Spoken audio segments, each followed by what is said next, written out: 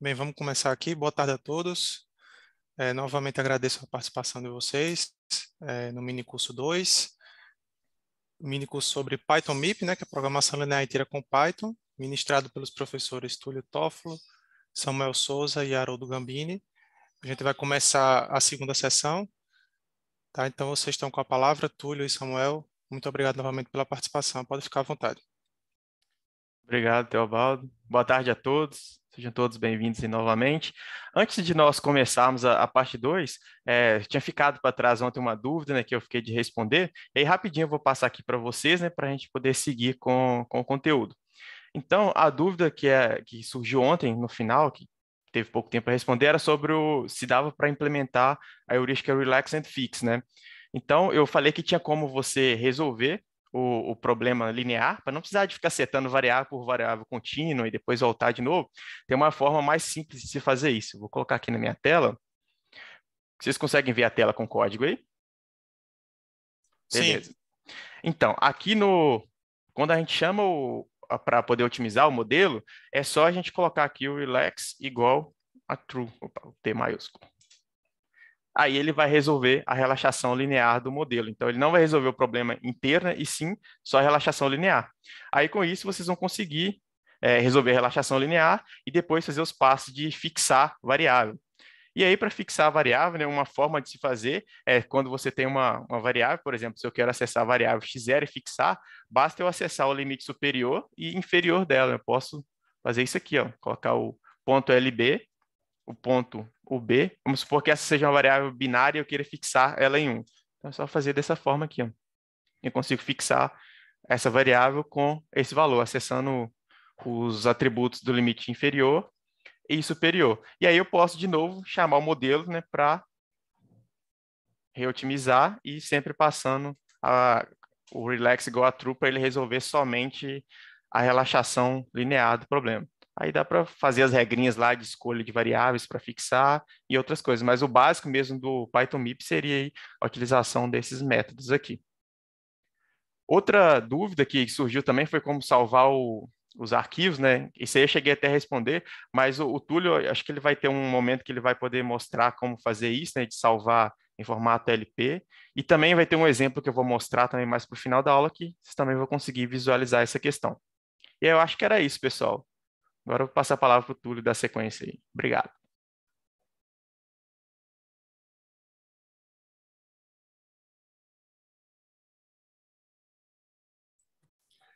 Olá, pessoal. Muito boa tarde para todos. Eu só não sei se eu consigo compartilhar enquanto... Acho que você tem que finalizar o compartilhamento dela.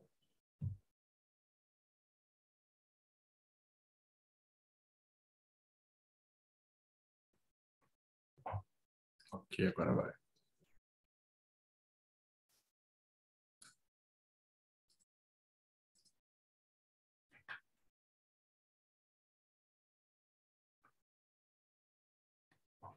Apenas confirmando, vocês conseguem ver a minha tela? Sim. Sim, Túlio. Perfeito. Então, boa tarde para todo mundo, né? Só me apresentar rapidamente, meu nome é Túlio, eu também sou professor da UFOP, como o Samuel, e como o Haroldo era até pouco tempo, né? E junto com o Haroldo aí, o Samuel, nós estamos desenvolvendo essa ferramenta, com o Haroldo, o Samuel e várias outras pessoas, na verdade, né? Bom, vamos lá. Só fazer uma rápida propaganda, eu sei que o Haroldo já falou bastante da ferramenta ontem, mas não custa nada, né? Motivar rapidamente, assim, em 2 minutinhos, por que, né, de nós estarmos dedicando energia a essa ferramenta, a esse projeto, né? E aí tem uma frase do Matheus Fischetti que eu gosto muito, que eu traduzi, a tradução não é perfeita, mas enfim, ele diz que descrever um algoritmo sem implementá-lo é como enunciar um teorema sem prová-lo, né? E por conta disso, a nossa principal motivação é fornecer uma ferramenta aos nossos alunos, né? O objetivo inicial realmente era fornecer algo para os alunos conseguirem implementar todas as ideias que nós discutimos com certa facilidade, né? E acabou que a ideia foi se desenvolvendo, se transformou numa ferramenta de código aberto, né? Que faz parte agora da CoinOR, como o Haroldo falou, para Python, né? Só um pouquinho de propaganda, coisa bem rápida. Por que usar Python MIP, né? E aqui eu vou ser bem marqueteiro mesmo. Primeiro, é rápido, e é rápido principalmente porque a gente utiliza a biblioteca CFFI, né? E é compatível com o PyPy, o que faz muita diferença quando a gente está programando em Python, né? Tem uma série de recursos muito úteis que você não encontra em toda a ferramenta.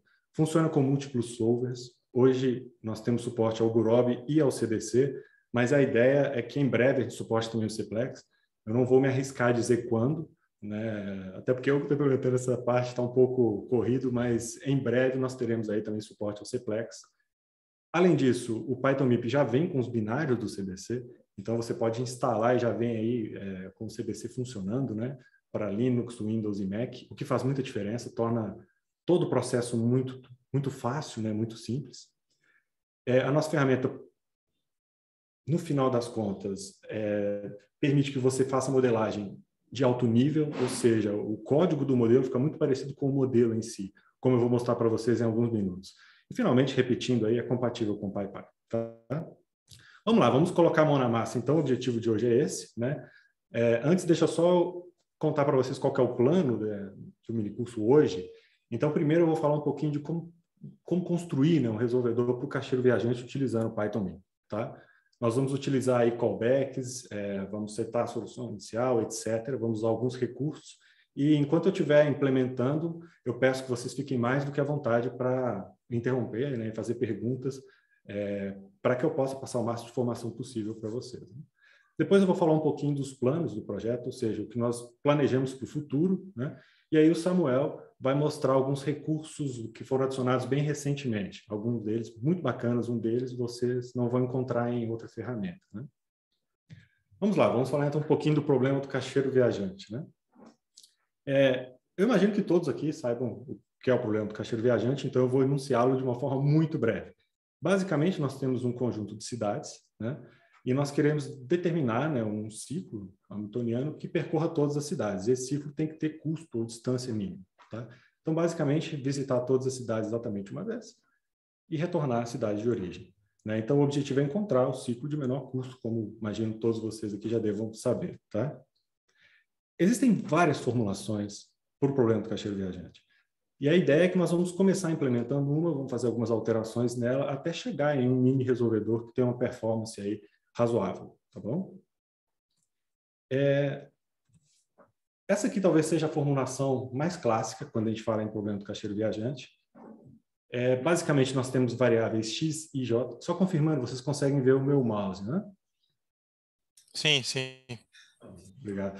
Desculpe as perguntas, mas a primeira vez que eu uso essa ferramenta azul, então é novidade. Mas vamos lá. Então, nós vamos utilizar essas variáveis binárias x e j, que basicamente dizem se eu vou de i para j, ou seja, se aquela aresta, né, aquele arco, faz parte ou não da solução. Tá? Nós vamos ter ainda custos, né, a distância ou o custo de ir de i para j, tá? E vamos ter aqui alguns conjuntos. Por exemplo, V é o conjunto de vértices ou cidades, né, são as cidades que serão visitadas. E basicamente é isso. Né? Então, qual que é o objetivo? É minimizar o custo. O custo é dado pelo somatório, né, de custo das arestas que são utilizadas, ou seja, é o custo total da rota, a distância, o custo da rota. Né? Nós temos aqui 3 conjuntos de restrições, são todas relativamente simples. Né? Essa restrição aqui, então, para toda cidade I, eu vou garantir que eu saio dela exatamente uma vez. Né? Então, de I eu vou para alguma cidade J exatamente uma vez. Aqui seria o grau de chegada, né? Então, para toda cidade J, né, eu chego de apenas uma cidade I pertencente a V, né? Então esse somatório aqui é igual a 1. E finalmente aqui embaixo a gente tem as restrições de eliminação de subrrotas. E aqui a gente tem um probleminha. Qual que é o problema? Nós temos um número muito grande de restrições. Por quê? Porque essa restrição aqui é para todo o subconjunto das cidades. Então, para todo possível subconjunto da cidade, eu tenho que gerar uma restrição que funciona assim. Ó. Eu vou contar todas as arestas nesse subconjunto de vértices e a somatório dessas arestas, né, o número de arestas ativas ali tem que ser menor ou igual ao tamanho do conjunto, ao número de vértices do conjunto, menos 1. Por que isso? Claro, né, que para ter um ciclo de tamanho n, eu preciso de n arestas. Né? Então, isso aqui garante que não vai existir subciclo. No entanto, como eu já disse, tem um grande problema. Nós temos aqui O de 2 elevado a n restrições, ou seja, é muita coisa. Não dá para implementar um modelo desse explicitamente se V tiver um tamanho razoável. Né? Não é uma coisa que a gente consiga fazer. Então, essa formulação, tal como ela está posta, né, implementá-la de forma explícita não é uma alternativa. Qual vai ser a alternativa que nós vamos escolher? Nós vamos usar um conjunto de restrições, por exemplo, aqui eu vou usar as restrições de Miller-Tukes-Zen, né? Poderia até utilizar a versão de Laporte, enfim, mas o objetivo principal é falar do Python MIP. Então, nós vamos escolher essa formulação daqui para implementar, tá bom? E o que tem aqui de especial?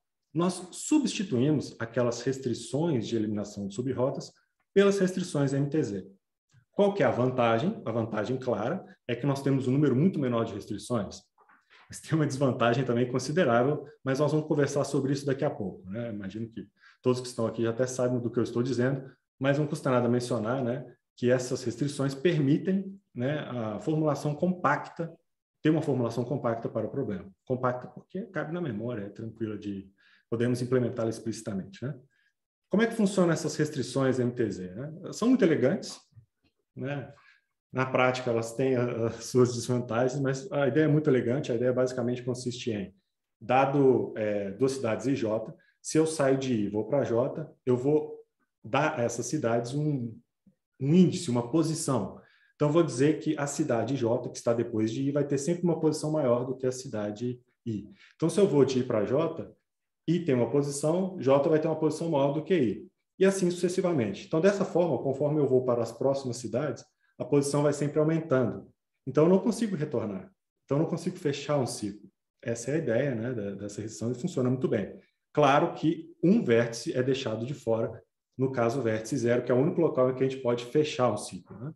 Desculpem, eu falei um pouco correndo, porque o foco não é esse, mas vamos começar, então, implementando esta formulação, tá? Só confirmando, imagino que agora vocês estão vendo minha tela um pouco diferente, né? Tem um slide à direita e tem aqui um arquivinho do Jupyter. Eu não sei se vocês conhecem essa ferramenta. Ótimo. Jupyter é uma ferramenta web para programar, né? Basicamente, é uma ferramenta muito útil, porque a gente consegue rodando o código aos poucos, consegue misturar o código com Markdown e ter uma estética ali bastante agradável, tá? Confesso que eu não uso o Jupyter para programar projetos maiores, é claro, mas acho que para esse mini curso vai cair como uma luva, né? Então, vamos lá. Qual que é a primeira coisa que a gente tem que fazer para implementar esta formulação compacta? O primeiro passo é importar as bibliotecas, tá? Então, eu vou criar um bloco de código aqui em cima e aqui eu vou importar a biblioteca MIP, tá? Aqui, deixa eu fazer um comentário sobre essa importação, que é o seguinte. Se eu importar desse jeito, import MIP, toda vez que eu quiser usar alguma entidade que faz parte da biblioteca MIP, eu vou ter que colocar MIP ponto, tá? Recomendo fazer dessa forma.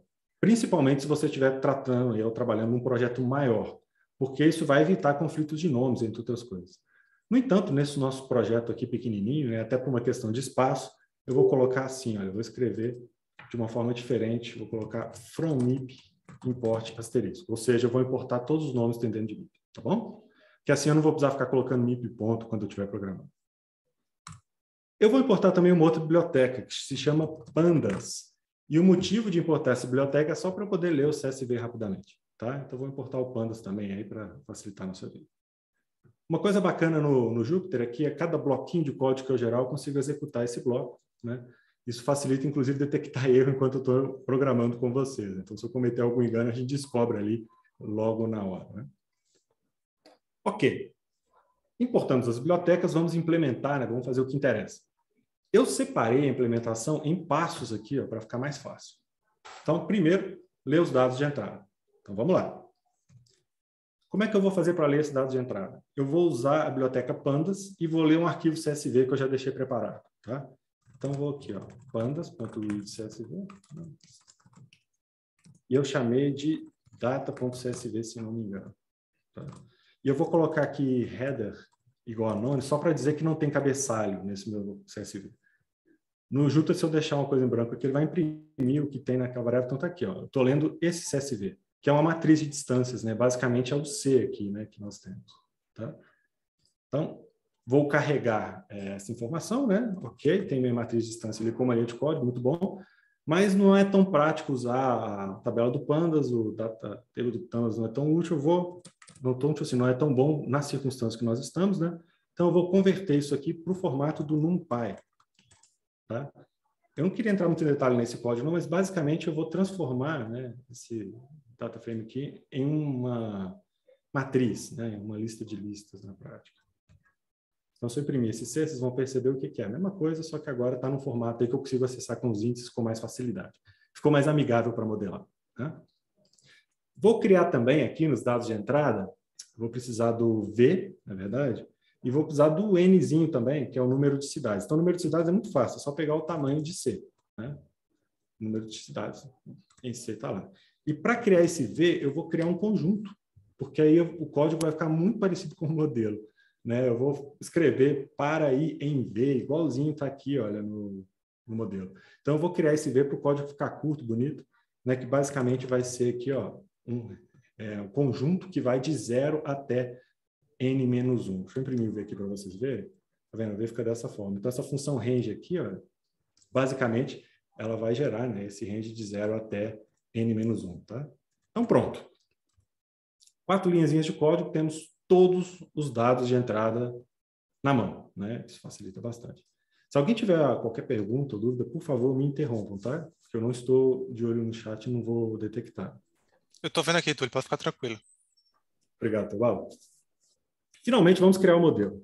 E criar o modelo também é bastante fácil. Então, vou criar mais um bloco de código aqui. E para criar o modelo é só model, ou o nome que eu quiser, né? Recebe model. Então, esse model aqui é uma classe do PythonMip. Ao executar essa linha Túlio, de código... Oi. Desculpa, teve uma pergunta, você falou, quando eu olhei, eu tenho uma pergunta aqui do Igor Moraes.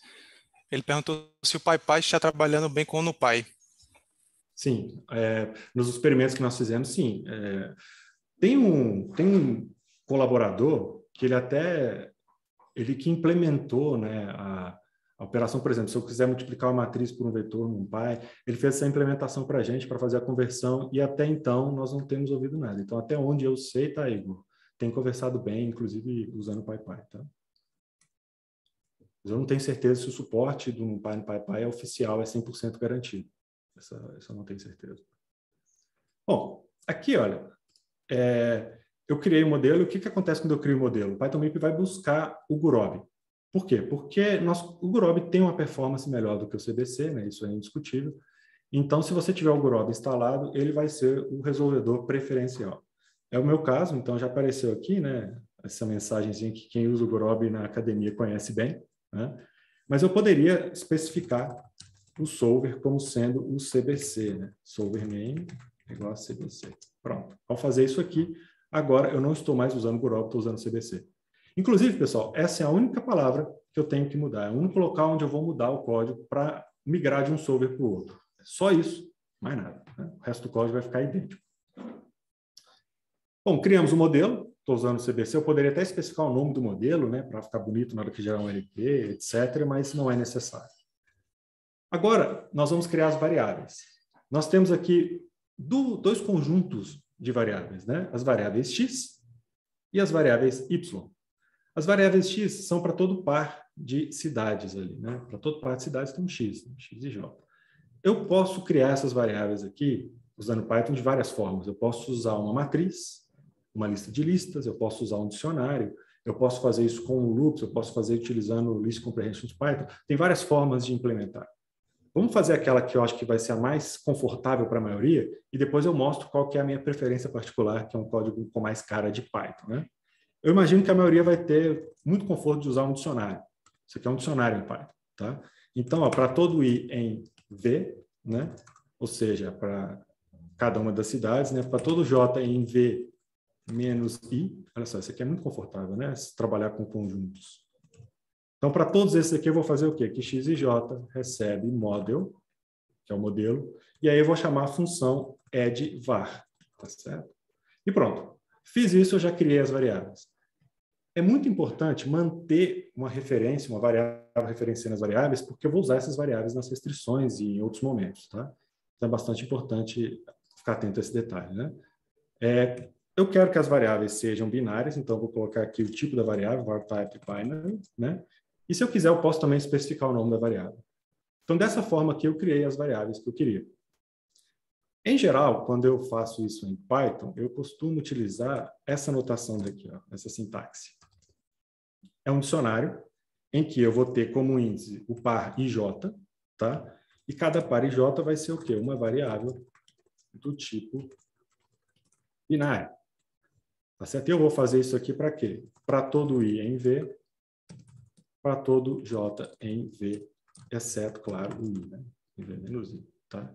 Então tá aí duas sintaxes equivalentes. Enfim, eu tenho preferência por escrever aqui dessa forma, né? Nós podemos fazer a mesma coisa para o Y, então o Y vai ser também para cada cidade, mas não para cada parte de cidade, só uma cidade. Poderia criar como dicionário também, eu poderia simplesmente criar um vetor usando a mesma sintaxe. Basicamente, eu vou fazer o seguinte, ó. O que eu vou criar aqui? Um vetor em que eu vou ter model.addVar, é isso? Para cada I em V. Então tá aí, ó. Com essas linhas de código, nós criamos as variáveis, né? Poderia escrever isso aqui de inúmeras formas, como eu tentei mostrar para vocês. Poderia não usar dicionário. Aqui eu estou usando uma lista, né? Aqui em cima eu estou usando um dicionário. Mas como o gargalo não é a geração do modelo, na prática não vai fazer diferença, né? Vai gastar um pouquinho mais ou um pouquinho menos de memória ali, mas em termos de desempenho vocês não vão nem sentir a diferença, já que o gargalo, claro, não está na geração do modelo nesse momento, tá bom? Feito isso, uma vez que nós temos as variáveis criadas, está na hora de criar a função objetivo. E aqui eu coloquei para vocês, para ficar fácil de ver. Espero que o tamanho da fonte esteja adequado, tá? Não tenho certeza se está confortável para ver. Se alguém tiver com alguma dificuldade, eu posso tentar aumentar aqui, tá bom? Só me avisar. Está tranquilo para mim. Perfeito, obrigado, Teobaldo. Então vamos lá criar a função objetivo. Como é que eu crio a função objetivo? No Python MIP, o model ele pode ser acrescentado em coisa. Eu posso adicionar, entre aspas, coisas ao model, né? O que significa adicionar algo ao model? Significa adicionar uma restrição ou uma função objetivo. São os dois caminhos, né? Para criar variável, eu tenho que usar a função addVar, porque é importante que eu tenha uma referência para a variável, né? Eu preciso da referência para criar o modelo, para criar as restrições. Agora, quando eu tenho restrições e função objetivo, nem sempre eu preciso dessa referência. Então, eu posso usar essa sintaxe, por exemplo.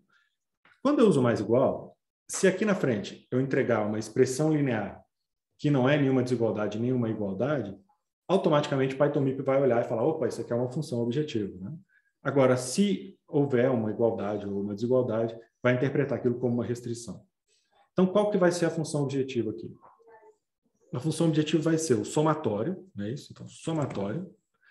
Eu vou usar a função exsum, que é fornecida pelo Python MIP, porque ela é otimizada, tá? Ela vai criar apenas uma expressão linear para tudo que tiver dentro do exsum. Poderia usar a função sum, padrão do Python. No entanto, eu vou ter um impacto na performance considerável, tá? Eu vou criar inúmeros objetos intermediários que não são necessários. Então, recomendo fortemente usar a função exsum, tá? Por questões de desempenho. O que nós vamos somar? C e J multiplicado por X e J. Não é isso? É o que está escrito aqui em cima, né? Essa função objetiva. X e J vezes X e J. Para todo I, né, pertencente a V, para todo J em V, tirando o I, né? Olha só, fica muito bacana a sintaxe, né? Então, aqui eu tenho o que está aqui em cima no somatório, o primeiro somatório, né, que é para todo I em V, e depois o segundo, né, que é para todo J em o quê? V menos o I, tá certo? Feito isso, nós criamos a função objetivo. Alternativamente, eu poderia utilizar o objective, eu podia escrever assim também.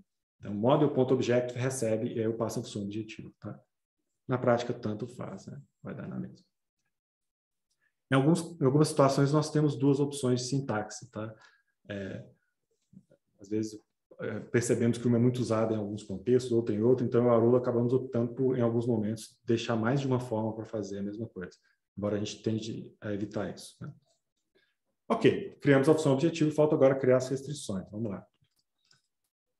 Criar restrição também é muito fácil. Olha, eu tenho aqui, né, para todo I pertencente a V. Então, para todo I pertencente a V. O que eu vou fazer? Eu vou criar restrição. Criar restrição também é somar algo no modelo, é adicionar algo no modelo. Então, model mais igual. E aí vem a restrição. O que é a restrição? É o somatório de X e J, né, para todo J pertencente a V menos I. Então, somatório de X e J para todo J em V menos o I, não é isso? Esse somatório todo aqui, né, tudo isso aqui, é o quê? Igual a 1. Tá? Como eu tenho essa igualdade aqui, o Python MIP sabe que, olha, é uma restrição, não é uma função objetiva. Né? Então, tá aí. Túlio, licença, a gente tem uma pergunta aqui. Diga. Acho que é novamente do Igor Moraes. Ele falou que você não disse se tinha que minimizar. Não tem que dizer isso? Boa pergunta, Igor. Por padrão, por default, a gente considera que é minimização. Tá? Então, eu não preciso dizer quando é minimização. Quando for maximização, eu tenho que dizer. E aí eu tenho duas formas de fazer isso. Uma delas é aqui em cima, ó, vir aqui e falar o seguinte, o sense do modelo, quando eu criar, é maximize. Essa é uma forma. A outra forma de falar que é maximização é na hora de setar a função objetiva, eu posso usar a função maximize. Tá? Maximize, né? Ok? Então, essas duas alternativas vão maximizar. Poderia colocar minimize também, mas não é necessário porque é o default, né? É o padrão. Então, vamos lá. Eu vou agora gerar essa outra restrição rapidinho, sem comentar muito, porque ela é muito parecida com a de cima, né? Então, model mais igual ao somatório de x e j, né? Para i em v menos o j. Isso aqui também tem que ser igual. Se perceberem algum erro meu, por favor, me avisem. Vamos lá. Finalmente, eu tenho que criar essas restrições MTZ, né, que é o último passo, para criar o modelo. E aqui, olha, está bem tranquilo também. Basta notar que eu crio a seção para todo i pertencente a V menos o vértice 0 e para todo j pertencente a V menos o vértice 0 e i.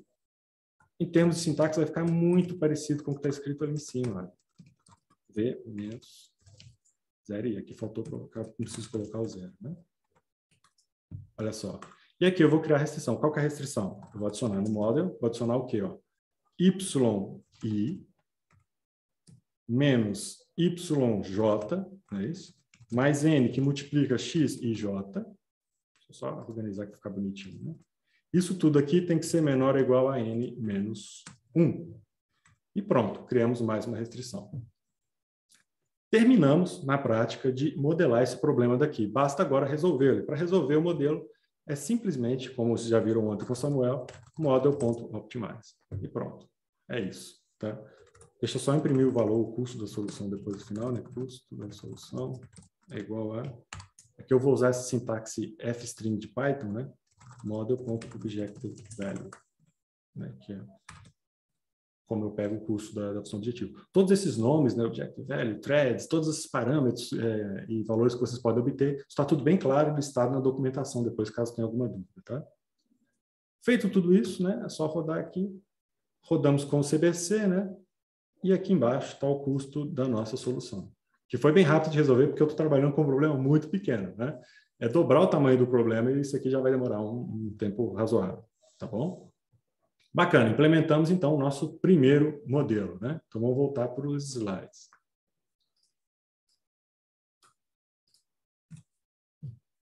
Aqui está o código, né, do modelo também implementado. Esse código está diferente do que eu acabei de fazer, porque aqui foi utilizado, ó, matriz ao invés de lista, né, ao invés de usar dicionário. Usei a função product, enfim, está um pouco diferente, mas na prática é equivalente, né, ao mesmo modelo. Só que essa formulação que nós acabamos de implementar, ela é muito fraca, né? Na prática, o limite gerado pela relaxação linear é muito ruim, o que faz com que a gente trabalhe quase que com enumeração em algum momento, né? Então, pode levar algumas horas para resolver um problema aí com 27 cidades. Na prática, leva mesmo horas, que a gente testou há algum tempo atrás, diferentes versões desses modelos que eu estou mostrando para vocês, e a gente percebe que essa formulação, na prática, ela é muito ruim, então a performance é muito ruim, né? Como melhorar? Bom, tem uma série de caminhos, né? Como o objetivo hoje é mostrar recursos do Python-MIP, uma das formas de melhorar é implementando planos de corte, tá? Então, nós vamos pegar a solução fracionária e tentar gerar cortes, né, para tentar reduzir o espaço de busca, tentar melhorar o limite e, de uma forma geral, melhorar a performance como um todo, né? A performance da resolução do modelo e do modelo. Então, até o momento, nós vimos duas formulações para o TSP. Uma que é grande demais, tinha restrições demais, e uma que é compacta, mas é muito fraca, não tem uma performance boa. Qual que é a ideia? A ideia é misturar as duas. Essa é a primeira ideia. Depois nós vamos melhorar isso daí, tá? Então, o que nós vamos fazer? Nós vamos adicionar restrições para eliminar subrrotas on the fly. Então, nós vamos pegar aquela restrição de subrrotas, aqui nós tínhamos um número muito grande, e vamos gerar apenas aquelas que gerariam cortes, né? Aquelas que melhorariam o limite do alvo. O bom é que é muito fácil fazer isso em Python-MIP. Basicamente, o que nós temos que fazer? Estender uma classe que se chama Constraints Generator, constraints abreviado, né? que é uma classe de callback que a gente tem no Python MIP. Então, a gente usa um sistema de callback para interagir com o solver durante a execução da otimização, né? E essa classe, por exemplo, ela é usada tanto para gerar corte quanto para gerar restrições de forma lazy, né? Eu tenho um pouco de dificuldade de traduzir esse termo lazy constraints, mas seriam restrições que são do problema, mas que você só gera após obter uma solução inteira, né? Ou seja, você descreve o problema durante a execução e não antes, tá? Túlio, Oi. a gente tem mais uma pergunta aqui de Igor Moraes, novamente. Usando o dicionário aqui, já é tratada como o nome da variável quando exportamos o LP? Não. Do jeito como eu gerei o modelo, as variáveis estão com o nome var1, var2, var3, var4, var5, por aí vai, tá? Se eu quiser especificar o nome da variável, eu preciso especificar. De repente, eu faço isso daqui a pouco, quando a gente voltar para o código, em 30 segundos, tá? Aí eu especifico o nome das variáveis direitinho. Mas, Igor, a resposta é não é automático, tá? Então, vamos lá, vamos implementar o método. O que a gente vai fazer? A gente vai gerar uma classe que herda de constraint generator. Lá dentro, nós vamos criar o método generate constraints, que vai gerar restrições durante a execução do modelo. Então, para cada nó da árvore branch and bound, nós vamos ter a oportunidade de avaliar a solução e gerar cortes, né? Utilizando o Python MIP para fazer essa comunicação, né? Então, qual que é a ideia? Usando essa função generate constraints, eu vou conseguir obter, né, a solução fracionária e basta usar o operador mais igual para gerar os cortes, como se eu estivesse adicionando uma restrição a mais. Então, o código fica bem clean, tá? Como vocês verão em alguns minutos, né? O que nós vamos fazer agora? Nós vamos, então, gerar um código que vai tentar encontrar subrrotas violadas na solução fracionária. Então, nós vamos olhar para a solução fracionária e ver, tem subrota nessa solução fracionária? Né? Se a gente encontrar subrota, ou seja, se a gente encontrar um corte mínimo cujo valor é menor do que 1, significa que eu consigo mais ou menos dividir o meu grafo ali em duas partes, né? Duas partes quase desconexas, digamos assim, né? Eu posso gerar um corte ali que certamente está sendo violado. E o corte corresponde a essa restrição que nós já conversamos sobre ela lá no começo da apresentação, né? Na primeira formulação do TSP. Esse aqui é o código para gerar para gerar o corte mínimo, né? Eu deixei esse código aqui porque não tem muito a ver com o Python MIP, mas nós vamos lá implementar passo a passo agora. Então vamos lá, voltar para o código. Então aqui estamos no código de novo. O que eu vou fazer? Aqui em cima, antes de implementar o modelo, eu vou criar um texto aqui, porque depois eu deixo esse texto disponível para vocês.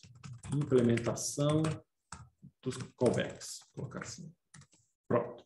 E aqui embaixo eu vou botar um bloco de código onde nós vamos implementar esse callback, tá? Como é que vai funcionar isso? Olha só, passo a passo, para vocês entenderem que isso aqui é bem tranquilo uma vez que vocês pegam o jeito. Eu tenho que gerar uma classe que herda de constraint generator. Então, vamos lá. Classe, vou chamar de cuts. Estou um pouco criativo hoje, então esse nome mesmo. E aqui tem a classe constraint generator, que eu vou herdar. Então, a sintaxe em Python é essa. Eu crio a classe e em parênteses eu coloco de quem que ela está herdando. É importante porque essa herança é que vai linkar, né, e vai permitir que essa classe tenha as informações que eu preciso. Eu consigo acessar várias coisas uma vez que eu estou herdando essa classe, né, várias funções, etc. Ok. Uma vez que essa classe já começou a ser implementada, eu vou ter que criar o método generateConstraints, que tem esse nomezinho aqui, tá? Sempre, né? Então, eu vou criar esse método lá dentro, eu vou implementar esse método, e ele tem exatamente 4 parâmetros. Primeiro é o self, padrão em Python, né? Depois tem um modelo, tem a profundidade que eu estou, para poder ter uma informação sobre o nó que eu estou no momento, e o número de pés que eu tive naquela profundidade. Né? Pronto, então aqui dentro é que eu vou implementar a geração de código. Tá? Esse aqui, ó, vocês podem copiar e colar como está, não vai mudar nunca. Né? Agora, para gerar esses cortes, eu preciso de informações sobre o problema. Né? Eu preciso saber quantos vértices tem, quem são as variáveis, etc. Como é que eu faço para passar informações para poder utilizá-las aqui dentro? Nós fazemos isso utilizando o construtor. Tá? Construtor em Python tem essa sintaxe aqui. Ó, é uma função que se chama init, com esses 2 underscores aqui na frente e atrás. Né? Essa função recebe sempre o self, né, que é o jeitão do Python. Né? O self é o this do Python, digamos assim, para quem está acostumado com outras linguagens, Java, C++. E aqui eu posso passar o que eu quiser. Eu posso passar qualquer tipo de informação. No nosso caso, eu vou precisar do conjunto de vértices e das variáveis x. Então, aqui dentro eu vou fazer self v recebe v, self x recebe x. Né? Só para guardar dentro da classe a referência, né, aos vértices e as variáveis, tá bom? O método que nós vamos utilizar para gerar corte mínimo, o que a gente vai fazer? Nós temos o grafo, né? Ou seja, todos os vértices e arestas. Para cada par de vértices, nós vamos verificar se eu consigo encontrar um corte mínimo na solução. Então, dado uma solução, vou ver se eu encontro um corte que tem valor menor do que 1. Eu não precisava fazer para todo par de vértices. Tem formas mais inteligentes de fazer isso. Eu poderia, por exemplo, pegar uma série de pares que estão distantes, né? Porque quando estão muito próximos, a probabilidade de ter um corte é menor, etc, etc. Mas, neste exemplo aqui, nós vamos criar esse F, que basicamente vai ser uma lista de pares de vértices distantes. Então, vamos lá. Vou criar esse F, que vai ser aqui uma lista. O que eu vou colocar aqui? Todos os pares de vértices. Todos. Então, todo par em J, né? Para I em V, para J em V. Mas ao invés de criar tudo para ficar um pouquinho mais otimizado, vou fazer só se o J for maior do que I, tá? Então, porque eu sempre vou tentar encontrar o corte mínimo entre aqueles dois vértices, né? Eu não sei se vocês veem meu vídeo, eu estou aqui gesticulando, mas enfim, eu sempre vou ter aquele par de vértices, vou tentar encontrar o corte mínimo entre eles. Eu não precisaria fazer entre todos, mas bom fazer entre todos, mas eu também não preciso fazer 2 vezes para o mesmo par. Para evitar isso é que eu coloquei esse if j maior que I, tá bom? Então, com esse código aqui, eu obtive os dados e até criei essa lista de pares de vértices, tá? Agora é gerar as restrições. Como é que eu faço para gerar as restrições? Nós estamos quase lá, hein? Apesar de ter um número grande aqui de slides, a parte de implementação falta pouco. A primeira coisa, isso aqui é muito importante, é que quando eu estou trabalhando com callback, eu estou lidando com um modelo que pode ter diferenças em relação ao modelo original, né? Pode ter algumas diferenças, seja por causa do pré-processamento, fora que a referência de variável pode ser diferente, porque vai ter informações nessas variáveis que eu não tenho do modelo original, que o modelo original só consigo pegar a informação de solução quando eu tenho a solução final, né? Agora, aqui eu posso pegar a solução daquele nó. Para que isso funcione, a solução que nós encontramos é criar um método de tradução. Então, o que eu vou fazer? Eu vou criar um X, que vai ser a tradução das variáveis X originais. Então, esse self.x são as variáveis que eu criei aqui embaixo. Ó. Tá? Que eu passei. Esse self.x aqui, ó, né? São essas que eu criei aqui embaixo. Ao chamar a função model.translate, lembrando que eu estou usando o model do callback, eu faço a tradução dessas variáveis e eu vou ter um conjunto X aqui que tem todas as informações que eu quero. É assim que funciona no Python. Então, essa aqui talvez seja a parte mais obscura de todo o código que nós vamos implementar, né? Feito isso, agora é só encontrar o corte mínimo. Então, o primeiro passo vai ser gerar o grafo, né? Gerar o grafo. Então, vamos gerar esse grafo.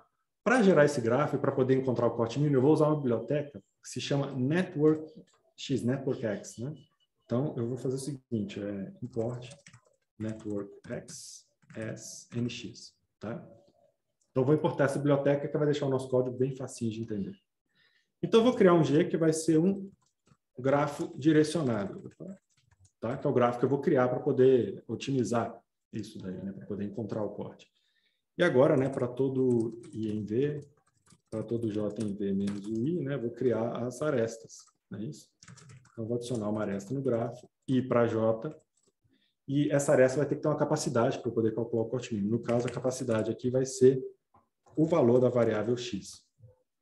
Para pegar o valor, eu coloco o ponto X, tá? Cuidado, esse ponto X não tem nada a ver com o nome da variável ser X, tá? É uma propriedade que me indica qual que é o valor da variável naquele momento. Então, aqui eu estou dizendo que a capacidade de cada aresta vai ser exatamente isso daqui.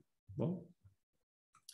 Geramos o grafo. Agora, o passo 2, que está aqui ao lado, é o quê? É encontrar, né, o corte mínimo para todo par de vértices. Então, é encontrar, né, um corte mínimo menor do que 1. Tem que ser menor que 1. Então, vamos lá. Como é que eu faço isso? Eu vou pegar todos os pares de vértices que nós geramos aqui em cima, no self.f, né? Deixa eu fazer uma coisa para ficar bonitinho no nosso código. Eu vou fazer aqui v recebe self.v, f recebe self.f. Isso aqui é só um alias, tá, gente? Para poder o código aqui embaixo ficar mais fácil, não ter que ficar escrevendo self toda hora. Só um alias que eu estou criando. Então, para todo par em f, o que nós vamos fazer? Nós vamos calcular o corte mínimo, né? Eu vou usar o nx.mincut, que vem do network X, né? Eu passo o grafo e os dois vértices. Simples assim. Pronto, encontramos o corte mínimo. Só que esse corte mínimo, essa função retorna uma dupla que contém o quê? O valor do corte e na outra dupla os dois conjuntos de vértices, né? Os que estão de cada lado do corte. Então, eu vou fazer o seguinte, ó, MC, igualzinho está do lado de cá, né? vou colocar um S barra aqui, recebe o resultado desse corte mínimo. Agora é só verificar. Se o MC for menor ou igual a 1, né? Menor do que 1, não é uma coisa de escrever menor do que 0,99, alguma coisa assim, eu vou no modelo e vou adicionar a restrição. Quem que é a restrição? Está aqui, ó. Somatório de x e j, não é isso? Para i em S, para j em S menos o i. Então, esse somatório daqui vai ter que ser o quê? Vai ter que ser menor ou igual ao tamanho de S, né? O tamanho de S menos 1. E pronto, terminamos a classe callback, que é a parte talvez mais complicada, né? Onde eu tenho que gerar o corte, vou ter que fazer algum processamento para poder encontrar esse corte, né? O interessante é que aqui dentro eu tenho o model, de onde eu posso pegar informações sobre as variáveis, sobre o limite que eu tenho, etc, etc. Né? Consigo pegar, ter acesso a bastante informação usando o model. Né?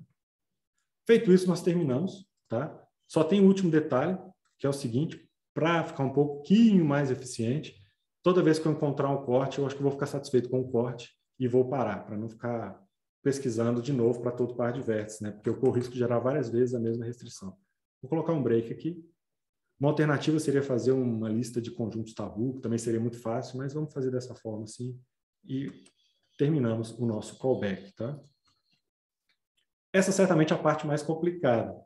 Callback está implementado significa que basta dizer para o modelo, para o PythonMIP, o seguinte, PythonMIP, você vai usar essa função aqui para gerar cortes. Então, em todo nó, esse código deve ser executado. Para fazer isso, felizmente, é bem simples. Quando eu for rodar o modelo, ou antes, né? Quando eu for rodar o modelo, eu vou vir aqui, ó, model, ponto, e vou dizer cuts, e aí tem uma série de propriedades que eu posso usar. Né? Uma delas é cuts generator, recebe quem? Recebe uma instância daquela classe que a gente acabou de criar, que chama cuts, né? Se não me engano, deixa eu confirmar. A classe que a gente criou chama cuts e recebe como parâmetros v e x. Né? Em Python, o self você não passa quando você cria a classe, né? Nem quando chama os métodos. Então, aqui está, né? Ao fazer isso daqui, agora o nosso modelo gera cortes. Olha só que legal. Então, cada solução relaxada, nós vamos verificar se tem a possibilidade de gerar esse corte. Eu vou rodar aqui, ó, desde o início. E eu não coloquei um print lá, né? Então a gente não vai nem ver a diferença direito. Vamos colocar um print para poder a gente detectar o que está acontecendo, né? Vamos aqui em cima. Ó. Eu vou fazer o seguinte. Deixa eu mostrar um recurso legal para vocês. No PythonMIP, toda vez que eu crio uma restrição, eu estou criando uma expressão. E eu posso imprimir essa expressão, o que é muito útil em vários casos. Então eu poderia vir aqui e fazer isso aqui, ó. Expression recebe, ou qualquer variável, né? Recebe isso aqui. Então, essa expressão foi armazenada numa variável. E agora eu vou adicionar essa expressão no modelo. Tá? Esse código é equivalente ao anterior, mas tem uma vantagem. A vantagem é essa aqui. Eu posso fazer esse print. Estão vendo? Eu posso imprimir a expressão. Né? Deixa eu colocar um /n, senão vai ficar tudo muito junto. Né? Então, está aqui o resultado. Né? Eu não sei normalmente quando eu estou usando a câmera ou o microfone, meu computador fica bastante lento, mesmo assim eu vou rodar, mas acredito que não deve demorar muito. Não. Então aqui a gente tem a primeira expressão, né? Vamos lá. Dá tudo de novo.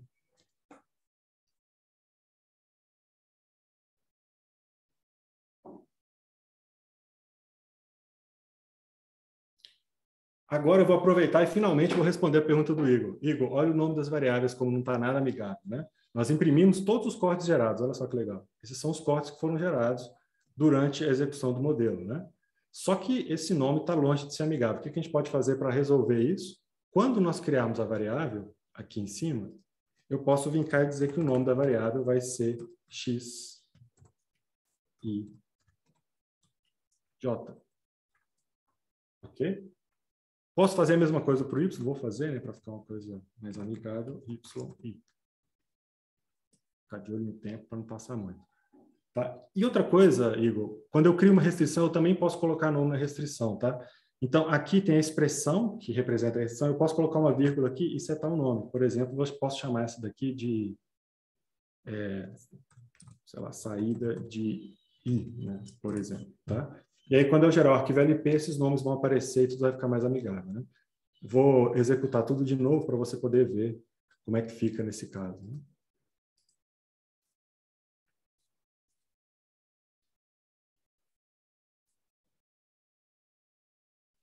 Melhorou bastante, né? Agora as variáveis têm um nome que faz mais sentido para a gente, né? E essas daqui são as restrições subrota que foram adicionadas, né? Durante, como cortes, tá? Alguma pergunta até aqui? Tudo tranquilo? Então vamos lá, vamos voltar para os slides. Aqui está o código, muito parecido com o que eu acabei de fazer, com uma outra diferença, né? Vou deixar depois disponível para vocês. O bom de usar o Jupyter é que depois eu consegui gerar uma saída bem elegante para poder ficar junto com o material do minicurso, né? E aqui o que a gente adicionou, né, para poder usar esses geradores de corte, tá? E isso é tudo para gerar o corte. Vamos usar agora restrições lazy, né? Lazy constraints. Como fazer para melhorar aquela formulação que nós estamos trabalhando? Tem um detalhezinho nela que a gente pode melhorar bastante, que é o seguinte: nós temos ODN ao quadrado restrições MTZ, tá? E a verdade é que, em termos de relaxação linear, restrições, enfim, não é necessário mantê-las. Nós temos a opção de jogar essas restrições fora e adicionar de forma dinâmica as restrições conforme elas forem sendo necessárias nas soluções inteiras. Então, agora, além do gerador de corte, quando a gente tiver uma solução inteira, a gente vai olhar para ela e perceber, olha, tem algum subciclo sendo... Existe algum subciclo que não deveria existir? Se existir, nós podemos adicionar essa restrição adicional. Então, na prática, ao invés de adicionar todas as restrições subrota, nós vamos adicionar apenas aquelas que estão sendo violadas a cada momento, tá? Isso garante que a formulação não fique incompleta se eu tirar, né, as restrições MTZ. Bom? Então, para evitar que a gente fique com soluções inviáveis, nós vamos usar lazy constraints. Bom? Como gerar essas lazy constraints? A boa notícia é que é muito fácil. A gente faz o mesmo procedimento que nós já fizemos. A única diferença é que eu vou usar em outro contexto, mas o código poderia ficar idêntico, né? Depois eu comento por que não faz sentido manter o mesmo código, mas daqui a pouco a gente chega lá. Então vamos lá, vamos para o código aqui. Opa. Então, eu vou adicionar um gerador agora de restrições dinâmicas, lazy constraints. O fato é que é muito fácil, basta fazer isso daqui.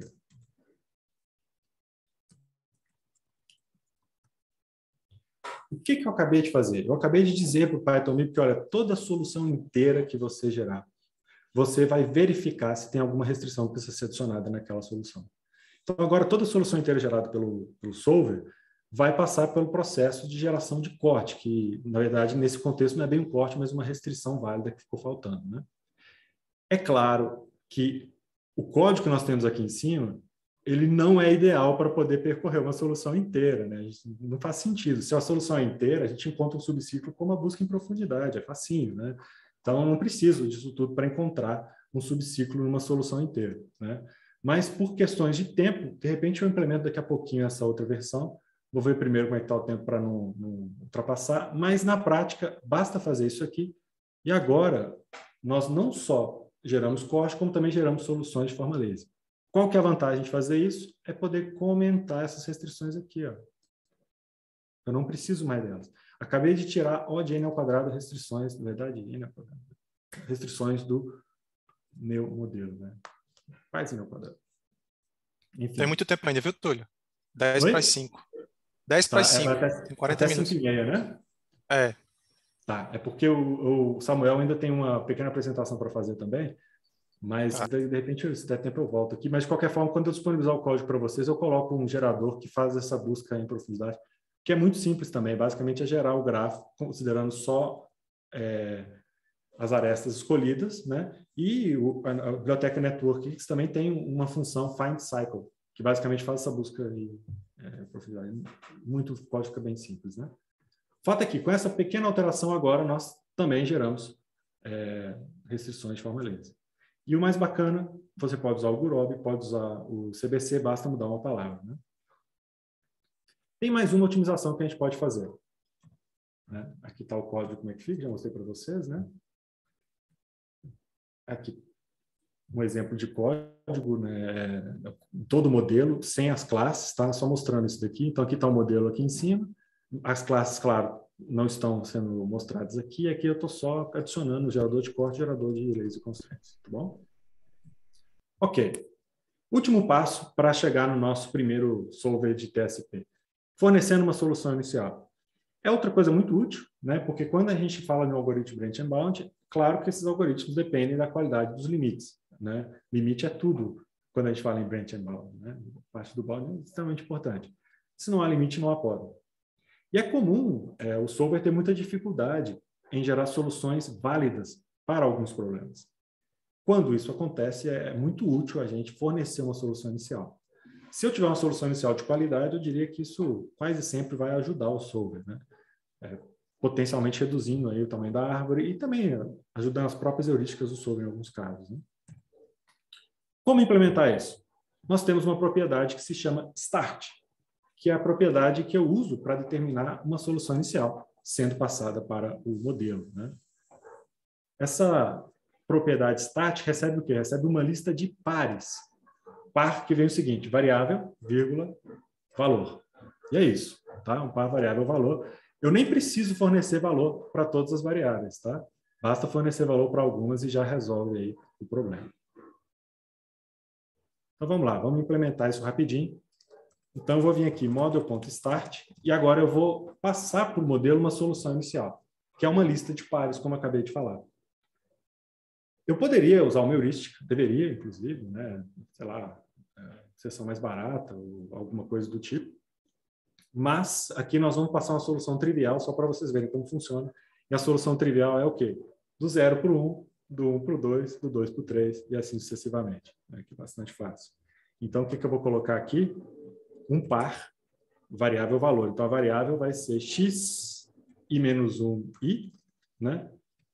E o valor vai ser 1.0, tá certo? Isso aqui para quê? Para todo i em v, só que eu tenho que tirar o zero, né? Porque se eu deixar o zero, isso aqui vai virar um número negativo, vai dar problema. Então tá aqui, ó, eu criei uma lista de pares. Isso aqui é suficiente para passar uma solução inicial para o PythonMip, para o CDC ou para o Grob, né? Via PythonMip. Uma observação interessante é que eu realmente não preciso fornecer valor para todas as variáveis. Inclusive, eu não estou fornecendo aqui o valor da variável de retorno, né? Que do último tem que voltar para o zero. Né? Eu estou indo só do 0 para o 1, do 1 para o 2 até o último. Bom, o fato é que eu nem preciso fornecer essa variável, o solver vai ser capaz de inferir o valor dela, né? Então, mais um recurso bastante útil que a gente pode utilizar. Então, está aqui, né, a solução que nós estamos gerando e a forma de gerar, que é bastante trivial. Claro, né, sem querer correr muito, né, o ideal seria usar uma heurística mais adequada para passar uma solução um pouco melhor, e quanto melhor for a solução, melhor para o solver. Vamos lá, vamos fechar essa parte de implementação do solver para o Samuel poder passar mais alguns recursos e a gente conversar sobre o futuro do PythonMip, né? Quão bom é esse pequeno TSP Solver que a gente acabou de criar? Por incrível que pareça, é muito melhor do que aquela formulação inicial, mas muito melhor mesmo. O Haroldo rodou alguns experimentos com CBC, e aqui tem várias versões, né? Só MTZ, MTZ com heurística, MTZ com cortes, só restrições lazy e com todos os recursos habilitados, né? E vocês percebem a diferença de runtime para poder resolver essas instâncias do TSP. Então, basicamente, é trocar o CSV ou ler de uma outra forma, né? Ler usando as coordenadas e pegando as instâncias, que você pode perceber aí a performance do algoritmo, né? Então, tem um ganho considerável, tá? Só para fazer uma observação. E aqui com o Gurobi. Notem que do Gurobi para o CDC não teve tanta diferença assim, né? Exceto por essa instância, que ficou um tanto mais rápida, e ficou até um pouco mais lento para a GR202. Observação final. Esses experimentos foram executados com a versão mais antiga do PythonMip, mas em termos de recursos usados, eles são os mesmos que eu apresentei para vocês hoje, tá bom? Hoje, o PythonMip está na versão 1.13. Os experimentos foram executados na versão 1.5. Então, conclusões dessa primeira conversa que a gente teve, né, antes de eu voltar para o código. Formulação é mais importante do que o solver, né? Então, a gente está buscando sempre boas formulações e o PythonMip pode te ajudar a chegar numa formulação de boa qualidade, né? Uma formulação melhor, utilizando inserção de cortes, entre outras coisas, né? É uma ferramenta bastante útil para você implementar esses recursos. O PythonMip permite implementar coisas relativamente avançadas, de forma fácil e rápida, né? Como a gente acabou de fazer, e basta alterar uma palavra para trocar de solver, o que é muito útil também, né? Principalmente agora, porque nós vamos incorporar mais solvers, agora sim, em breve, né? Incorporaremos mais solvers. Sobre o código, antes de eu conversar sobre o futuro de PythonMip, que eu estou agora, percebi, eu estou com o horário quase ok, né? Só um pouquinho de nada atrasado. Vamos lá. Alguém gostaria de fazer alguma pergunta? Tem alguns recursos interessantes que a gente pode Túlio, utilizar. Oi? só para passar um comentário, já que você perguntou se alguém tem alguma pergunta, o Juliano César comentou que você comentou que ele acompanha as instalações, que você acompanha nas instalações e verificou que tem mais downloads de fora do Brasil. Eu uso o Google Colab e já instalei algumas vezes o Python MIP. Apostaria que quando instalo, contabiliza aí uma instalação nos Estados Unidos. Entendi. Pode ser que isso aconteça, né? Eu estou confiando no relatório que o PyPy emite. E realmente lá eu percebi que o número de downloads aqui no Brasil é relativamente baixo. Mas é possível que tenha contado lá, é possível. Não saberia responder. Ok? Mais alguma coisa, Teodoro? Não, Túlio, foi só isso. Tá bem. Bom, aqui a gente tem alguns recursos bastante interessantes. Por exemplo, eu posso salvar o modelo, né, num formato LP, né, como o Samuel já tinha comentado. Nós podemos, por exemplo, fixar valores de variáveis. Então, se eu quiser, por exemplo, que eu não posso ir da cidade 2 para 5, eu posso setar o upper bound como 0, que é equivalente a dizer, olha, a variável vai ter valor 0. Agora, eu tenho que ir da cidade 6 direto para 9 por algum motivo. Eu posso setar o lower bound como 1, né? Só para dar 2 exemplos aí de coisas que nós podemos fazer, né? Posso fazer aqui, posso fazer embaixo, tanto faz. Né?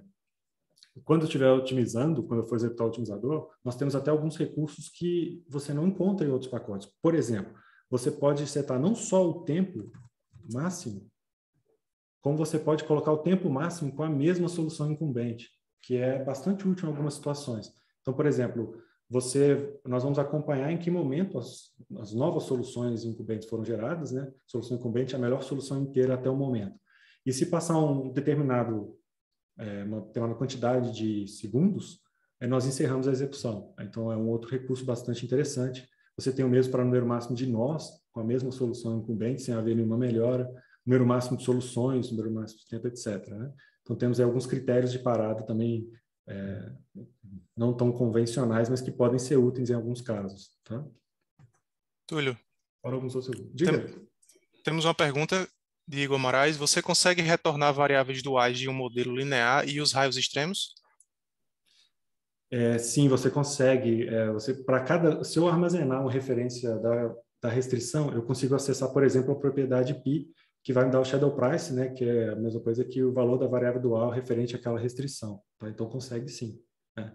Inclusive, a gente tem melhorado a documentação, até vou inserir por esses dias um exemplo de geração de colunas completo, né, implementado com Python MIP. Então, a gente tem colocado alguns exemplos a mais justamente porque nós sabemos que essas informações são bem importantes, né, e nada melhor do que ter um bom exemplo para usar como referência. Né? Mas é possível sim, tá, Teobaldo? Só que nesse caso, é importante quando você for criar as variáveis, talvez ao invés de utilizar essa sintaxe, você utilize a sintaxe adicionar restrição, tá? Dessa forma, aqui tem que colocar nem igual, né? Você usa o adicionar restrição, e aí esse adicionar restrição vai retornar para a gente uma referência da restrição, que eu posso simplesmente guardar, como por exemplo R alguma coisa, né? RI, se existisse uma lista aí, por exemplo, tá? E aí eu consigo pegar o valor de pi, que né, no caso seria o dual referente à restrição. Respondida a pergunta? Eu vou gerar um print desse código, Sim. tá? Eu espero que não tenha ficado muito bagunçado. Vou ver como disponibilizar para vocês, ou talvez colocar até no site do Python MIP, né? Mas, em geral, deixa eu só voltar como estava aqui. Né? Mas, em geral, eu espero ter passado aí por vários recursos úteis da ferramenta. Então... Tem mais alguma pergunta, Teobaldo? Não, Túlio, pode prosseguir. Ok. Então, vamos lá. Voltando para os slides, conversar um pouquinho sobre o que nós estamos fazendo agora e quais são nossos planos para o futuro, né? E aí, nos próximos vídeos, o Samuel vai falar um pouco sobre outros recursos. Primeira coisa é que nós estamos ampliando a quantidade de desenvolvedores, então, caso alguém na plateia tenha interesse em colaborar conosco, vai ser muito bem-vindo, né? Inclusive, eu diria até que nós estamos começando a criar uma comunidade, né? Tem um grupo de pessoas que têm colaborado de forma ativa com o Python MIP. É bem comum aparecer um ticket e antes que eu possa ler o ticket, alguém já foi e resolveu, e isso é muito bacana, né? Sensação excelente. nós queremos adicionar mais funcionalidades. Em geral, a maioria das funcionalidades ficam na camada do solver, né? Mas, havendo a facilidade de implementar em Python, algumas coisas nós temos feito em Python. O Samuel vai falar, por exemplo, né, para descobrir o Reducible Infeasible Set, que foi implementado em Python, que você pode utilizar no Python MIP. Então, nós temos ainda esse direcionamento de adicionar funcionalidades. Suporte a mais solvers, né? Seplex definitivamente, em breve. O skip também está no nosso radar, mas nós estamos tomando muito cuidado para não ampliar o número de solvers suportados, porque isso, claro, significa que qualquer alteração nós temos que aplicar em vários solvers, né? Tem uma outra linha de desenvolvimento no Python MIP que diz respeito a decomposições heurísticas, né? Ou talvez seja mais conhecido aí como as math heuristics, né?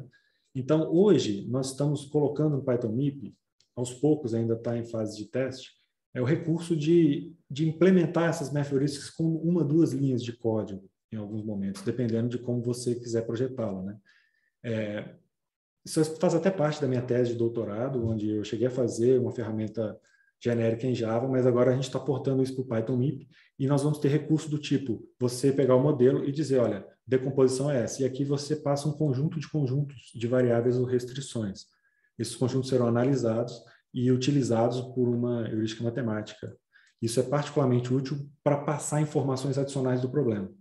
Um exemplo clássico, problemas de scheduling, em que nós temos o horizonte de tempo, né? Então, nós sabemos que algumas variáveis, elas correspondem a um instante de tempo, outras a outro instante de tempo.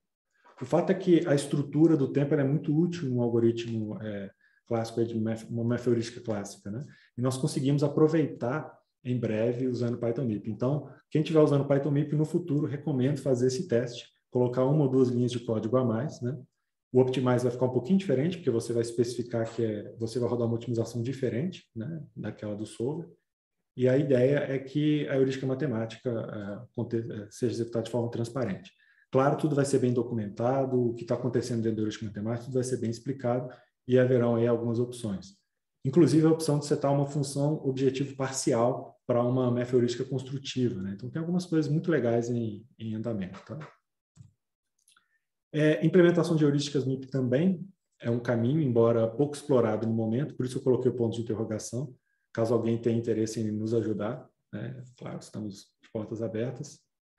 E tem até uma ideia de implementar alguns métodos aí propostos pelo Lubeck que fazem parte aí do GCG, né? Isso, GCG ou CGC, alguma coisa assim, que é uma biblioteca para geração de colunas também, e aplicar a decomposição automática de Dantzig-Wolf. Isso aí já está praticamente pronto também. Se você puder fornecer os conjuntos, fica mais fácil ainda para a gente. Se não fornecendo os conjuntos, né, tem algumas estruturas que a gente consegue explorar, tá bom? Basicamente é isso, né? Hoje nós estamos aí com mais de 690 mil downloads, o que nos deixa muito felizes, né? Só nesse último mês foram mais de 30 mil, embora não tenha tido nenhuma versão nova por um bom tempo. Então estamos aí muito felizes com essas estatísticas, né? E queria agradecer a atenção de todos antes de passar a palavra para o Samuel e abrir caso alguém tenha alguma pergunta. Tem uma pergunta, sim. Igor Moraes, como contribuir com o projeto? Seria diretamente pelos tickets? Seria diretamente pelo GitHub. Igor, se você quiser, a gente pode até agendar uma conversa para poder te passar, né, o que está sendo feito, quais são as frentes que a gente tem trabalhado atualmente.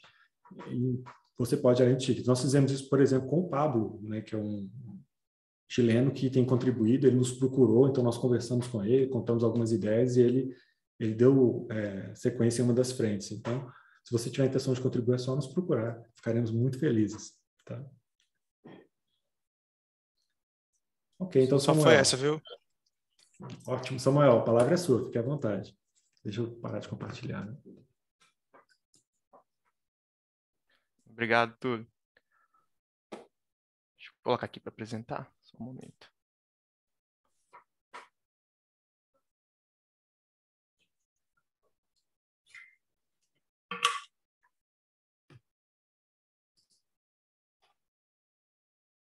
Certo, tá aparecendo na minha tela aí com a apresentação, certinho? Sim. Certo. Então, pessoal, boa tarde novamente, né? Se alguém perdeu a primeira parte do minicurso, né? Meu nome é Samuel, assim como o Túlio, eu também sou professor da UFOP. E vou passar para vocês aqui agora, seguindo a linha da segunda parte do minicurso, alguns recursos que foram recentemente adicionados no Python MIP. Então, um recurso que foi adicionado é o recurso que é o grafo de conflitos. Então, o que é um grafo de conflitos em programação inteira? Ele vai representar para a gente, né, relações lógicas entre variáveis binárias. Então, aqui a gente trabalha com variáveis binárias. O que seria uma relação lógica, né? Seria, por exemplo, essa aqui, ó. Se o x1 é igual a 1, então o x2 é igual a 0. O que quer dizer isso? Quer dizer que se eu setar a minha variável x1 como 1, eu não posso setar a x2 como 1 também, porque x1 e x2 têm conflitos, né? Em uma solução viável, essas duas variáveis não podem ser atribuídas com valor igual a 1. E aí isso gera, então, arestas no meu grafo de conflitos. Aqui embaixo tem um exemplozinho pequenininho de 3 variáveis representadas aqui no grafo. E aí a gente tem a noção também de complemento da variável, que são esses vértices aqui embaixo, que tem esse tracejado em cima, que são quando eu atribuo o valor 0 à minha variável binária. E aqui, normalmente, como a gente está falando em binário, normalmente a gente fala em ativar e desativar as variáveis, para ficar mais fácil do que falar atribuição. Então, esse é um recurso que foi adicionado recentemente no Python MIP, e ele é baseado lá no que eu fiz durante a minha tese do doutorado, então toda a infraestrutura e todos os outros algoritmos, inclusive um que nós vamos ver aqui na sequência, ele é parte também do que eu trabalhei durante a minha tese. E aí já fica um convite também, né? Amanhã eu vou apresentar na parte lá do prêmio de tese, quem tiver interesse nesse segmento aí de grafo de conflitos, pode aparecer lá na minha apresentação. E quais são, então, os tipos de consultas? Primeiramente, nós vamos começar da parte básica, né? Que tipo de consulta que nós podemos fazer no grafo de conflitos de um modelo? Nós temos basicamente 2 tipos de consultas, né? Eu posso verificar 2 atribuições de variáveis, se elas estão em conflitos ou não. Ou seja, se em uma solução factível, eu poderia, por exemplo, ativar, né, x1 igual a 1 e x2 igual a 1 e obter uma solução factível. Então, esse método ele vai retornar para a gente um booleano, verdadeiro ou falso, e se ele retornar verdadeiro, significa que essas 2 atribuições, ó, ativação de x1 e de x2, gera uma infactibilidade no meu modelo. Isso a gente pode utilizar, por exemplo, para construir heurísticas, posso utilizar para construir um diving, por exemplo, igual eu fiz lá na minha tese, posso fazer pré-processamento, eliminar certas atribuições que possam ser geradas, que vão gerar infactibilidade, né? Entre outras coisas. E a segunda forma que nós temos é essa aqui, ó. Eu posso pegar uma única atribuição, por exemplo, ativação, minha variável x1, e retornar todas as atribuições que estão conflitantes com ela. Então, quais são as variáveis que são conflitantes com a ativação de x1? Aí ele vai me retornar todas essas variáveis. O Haroldo chegou até a comentar ontem, né, que do que a gente conhece, assim, aparentemente não tem nenhum framework que retorne isso para a gente, nenhum resolvedor que retorne explicitamente isso para a gente, né? Tem o Grob, por exemplo, que utiliza o conceito de grafo de conflitos, tem algumas heurísticas, mas ele não permite que a gente possa consultar, que a gente possa fazer esse tipo de consulta, né? Então, como que a gente faz isso no Python MIP? Eu vou mostrar aqui para vocês o exemplo.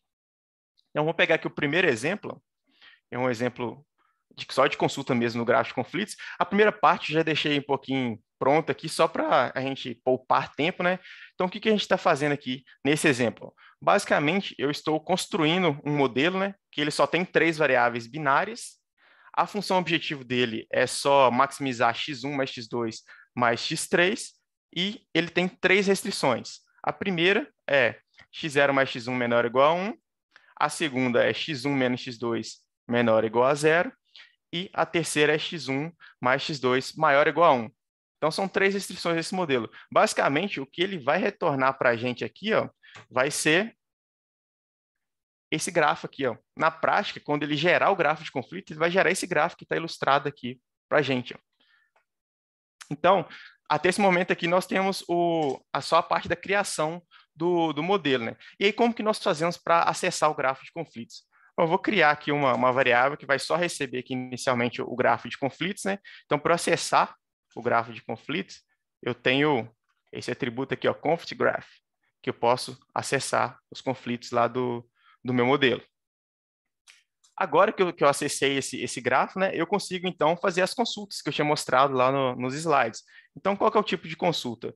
Por exemplo, eu posso verificar, fazer aqui, né? Eu tenho a função conflict. Eu posso verificar se a variável x0 ativada, né, setada com valor igual a 1, ela tem conflito com a ativação da variável x1. Essa seria uma forma de consulta que eu poderia fazer aí na minha aplicação. E só para a gente testar, eu vou colocar aqui para poder imprimir essa consulta para vocês verificarem ali o resultado. Então, vou salvar aqui e vou rodar o código.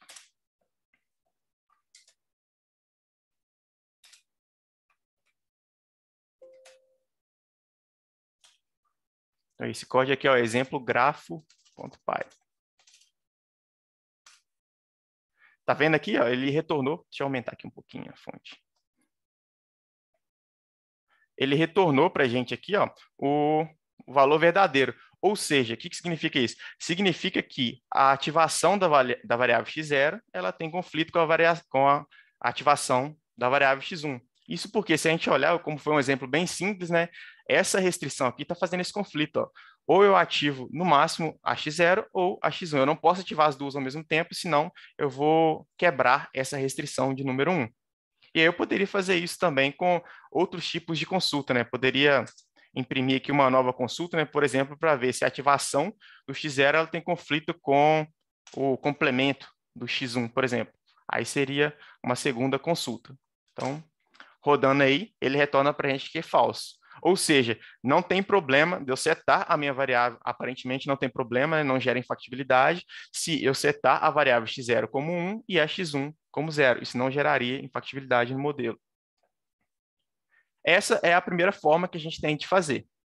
Nós temos a outra forma que eu tinha mostrado, que é a forma onde eu retorno todos os conflitos de uma vez. Então, ao invés de pesquisar par a par ali, eu posso pegar uma variável e retornar todos os conflitos para ela. Como que eu faço isso? Eu vou criar aqui uma variável e, para eu consultar, basta eu chamar o método conflicting assignments.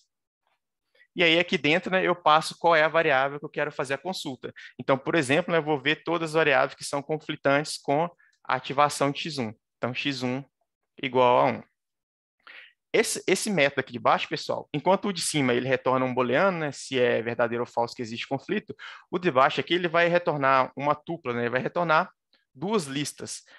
A primeira lista são de conflitos que envolvem ativação de variáveis e a segunda lista são que envolve o complemento das variáveis. Então, basicamente, eu consigo saber quais são as variáveis e quais são os complementos de variáveis que estão conflitantes com o x1. Agora que nós já retornamos aqui, né, quais são os conflitos que nós temos, eu vou colocar aqui para imprimir só para vocês verem o resultado. Então, para cada J que eu tenho lá de conflito, né, eu vou pegar aqui a primeira parte, a primeira tupla, que contém só a ativação das minhas variáveis. Então, vou pegar o CA0 e vou dar um print aqui. Ó. Então, o que eu vou imprimir aqui? Vou colocar aqui uns barra N só para separar do que vai vir antes do código, né? E aí, nós vamos colocar, então, os conflitos para x1 igual a 1, que é o que a gente está buscando ali. Opa, deixa eu colocar esse print aqui antes, senão ele vai sair.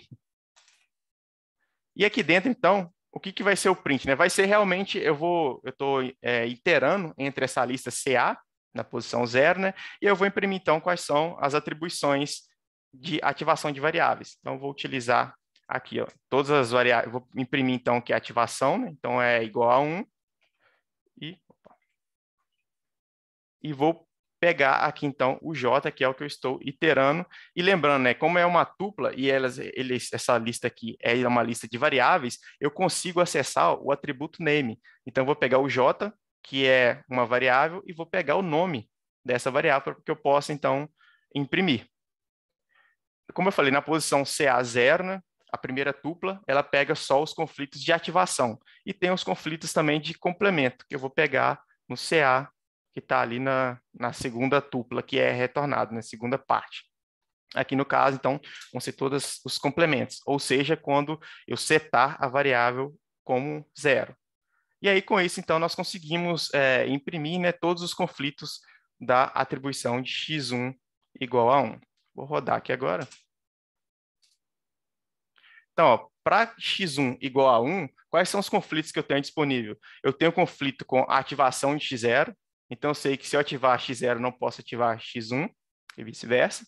E tenho conflitos também com complemento. Esse aqui é um conflito trivial, né? Que sempre a variável ela tem conflito com seu complemento, que é ou eu ativo a variável ou não, eu deixo ela desativada. Então, sempre vai ter x1 e o complemento dele. Mas ele também tem um conflito com o complemento de x2. Inclusive, né, se a gente voltar aqui no gráfico, tem aqui a ilustração, deixa eu ver. Porque aqui está começando do índice 0, né, e aqui está começando do índice 1. Então, na verdade, isso aqui que a gente está ilustrando seria, lá na nossa imagem, seria o x2. Então, o x2 tem conflito com o complemento de x3. É só porque eu usei lá no Python começando do índice 0, aí deu essa diferença aqui no desenho. Mas na prática, então, ele retorna para a gente essa lista. E aí, o que a gente pode fazer? Nós podemos utilizar essa lista aí para poder fazer, igual eu falei, né, fazer algum tipo de heurística para tentar achar uma solução factível. Posso gerar cortes, posso gerar pré-processamento, entre outras coisas que podem ser úteis aí na resolução dos problemas.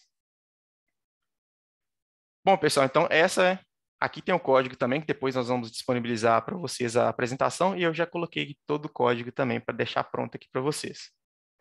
Essa, pessoal, então, é a primeira parte, a parte mais básica que nós temos, que é a parte de consultas no grafo de conflitos. Mas existe uma outra parte que envolve também o grafo de conflitos, que também está disponibilizado, que é o que a gente chama de click strengthening. O que é isso? Essa heurística, esse pré-processamento, ele também foi baseado na implementação que eu fiz na minha tese. E como que ele funciona, né? A ideia dele é o seguinte: nós temos algumas restrições e eu posso tentar, de acordo com os conflitos, agrupar essas restrições. Então, por exemplo, vamos supor que o nosso modelo ele tenha essas 3 restrições aqui, ó. x1 mais x2, x2 mais x3 e x1 mais x3. Observando, cada restrição aqui forma um conflito par a par, certo? Então, em termos de modelagem, talvez seria melhor, né, ficaria mais forte o meu modelo, se eu trocasse essas 3 restrições, removesse elas, né, e colocasse somente uma, que é essa de baixo aqui, ó, x1 mais x2 mais x3 menor ou igual a 1. Então, eu tiro 3 restrições e coloco apenas um que contempla todas elas. E por que eu sei que contempla? Porque elas têm conflito entre si, eu consigo fazer isso pesquisando lá no grafo de conflitos. Esse exemplo é bem simples, mas isso funciona também para casos grandes. Inclusive, tem alguns testes que eu fiz lá que ele consegue remover bastante restrições, principalmente se for restrições desse tipo aqui, né, onde nós temos que informar pares de conflito. E aí, só para a gente ver, então, rapidamente um exemplo de como que isso funciona, nós também vamos ver isso, então, lá no Python MIP, lá na prática, né? Deixa eu voltar para o código, que é esse exemplo aqui, ó, utilizando o click merge. Então, para poupar tempo também, que nosso tempo está curto aí, tem só 10 minutos, eu já deixei também o modelo pronto. E o que é esse modelo que eu montei aqui, ó? Ele é o problema da mochila, onde eu tenho itens que são conflitantes. Então, é o problema da mochila normal, né, onde eu tenho que maximizar o valor carregado, respeitando a capacidade, porém tem alguns itens que são conflitantes. Eu tenho pares de itens que eu não posso carregar juntos. Por exemplo, aqui eu estou informando que os itens 2 e os itens 3, o 2 e o 3 eu não posso carregar junto. Se eu carregar um, eu não posso levar o outro comigo. E tem outros conflitos que nós informamos aqui também. Aí, na sequência, eu estou criando um modelo, né? Uma coisa importante que eu esqueci de falar é o seguinte: essa parte do grafo de conflitos, infelizmente, ela só funciona com o resolvedor CBC. O Haroldo até chegou a comentar ontem, porque por questões comerciais, né, como o Gurobi é um resolvedor pago, a gente não consegue acessar as rotinas dele, então não tem como eu colocar o código lá do grafo de conflitos dentro do Gurobi para ele poder gerar e remover esses elementos. Então, por isso que isso vai funcionar só no CBC. E aí, na hora de criar o modelo aqui, então, a gente está criando, passando ali o solver name com o CBC, para dizer que o modelo vai ser resolvido com ele. Depois, nós adicionamos as variáveis, né, que são dos itens que nós temos aqui. Nós temos 6 itens e terminamos aqui inserindo os conflitos, né? Então, aqueles conflitos eles são inseridos par a par, igual a gente viu no exemplo anterior. Aqui embaixo, a gente só está salvando o modelo e resolvendo a relaxação linear. E eu coloquei um print aqui para vocês verem o seguinte, ó. Eu vou contar quantas restrições tinham antes de executar o click merge e vou mostrar qual é o limite que ele gerou. E depois vou aplicar o click merge e imprimir de novo para ver quantas variáveis ficaram e qual que foi agora o limite que eu obtive após aplicar o click merge. Que o objetivo dele, então, é diminuir a quantidade de restrições e também melhorar a nossa formulação, né? Basicamente, são esses dois objetivos que nós temos aí para utilizar esse click merge, click strength. No caso do Gurobi, ele tem implementado isso, né? Só que como é código fechado, a gente não consegue saber como isso foi implementado.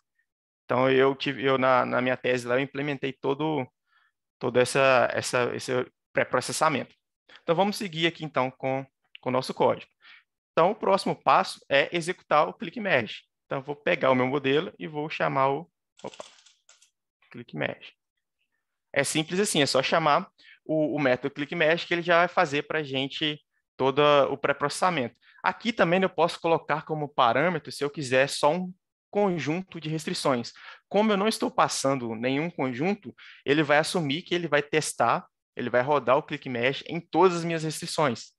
Mas se eu quiser, por exemplo, deixar mais rápido, que isso aqui pode ser um pouquinho lento, se eu quiser aplicar em todos e eu tiver milhares de restrições, eu posso filtrar e colocar só uma quantidade menor ali de restrições. Feito isso, né, executamos o click merge, qual que é o próximo passo? Nós vamos otimizar de novo, né? Então, eu vou até copiar aqui, ó, e lembrando que eu estou resolvendo a relaxação linear, né? Como eu falei lá no início do mini curso, a gente utiliza o relax igual a true para poder resolver somente a relaxação linear. Depois disso, né? Então, geramos o click merge, otimizamos. Agora eu vou fazer esse print aqui novamente, ó. Eu vou colocar o print para mostrar a quantidade de restrições depois que eu apliquei o click merge e qual foi o limite obtido após aplicar, então, o click merge. E para fechar aqui, ó, só para a gente finalizar, né? Eu vou mostrar também, agora eu vou resolver o problema de forma inteira. Então, eu vou colocar aqui o problema, resolver ele por completo. Então, tirei o relax igual a true e vou dar um print aqui só para mostrar qual que é o valor ótimo da minha função objetivo, né? No caso do problema por completo. Então, eu vou pegar aqui o valor da função objetivo. E aí, então, está finalizado. A execução do click merge mesmo é só essa parte aqui, ó. Eu só coloquei esses prints antes e depois para a gente comparar os resultados, né? E pegamos um exemplo bem pequenininho aqui para testar. Então, rapidamente eu vou rodar aqui. Esse ali é o exemplo do click merge. Então, ó, observem o seguinte, ó. Restrições antes do click merge. Nós tínhamos 5 restrições e o limite inferior era 21,5. Eu apliquei o click merge e depois que eu apliquei esse pré-processamento, eu caí de 5 restrições, somente 2, e o meu limite ele caiu de 21, eu melhorei ele, né, passou para 15. E olha a diferença do limite dado da relaxação e o valor ótimo. Então, basicamente, quase que o gap ali, né, entre o valor de relaxação e o ótimo está praticamente zerado, né? Se vocês observarem ali. Então, isso ajuda a gente a acelerar o processo de resolução dos modelos e também criar modelos que tendem a ser mais fortes, né? Só para mostrar aqui também, né? Eu coloquei para salvar os dois modelos, então eu tenho aqui, ó, o antes.lp e faltou colocar aqui o depois. Deixa eu salvar aqui rapidinho. Só para vocês verem, comparar os dois modelos. Opa. Então, salvei os dois aqui. Vou rodar de novo, né? Vou abrir aqui para vocês o... Então, tá aqui, ó, os arquivos antes, o arquivo depois. Vou abrir aqui para vocês, ó, o arquivo antes. Deixa eu abrir aqui. Tá quase, viu, Samuel? Sim. 5:26. Não abriu. Deixa eu abrir aqui.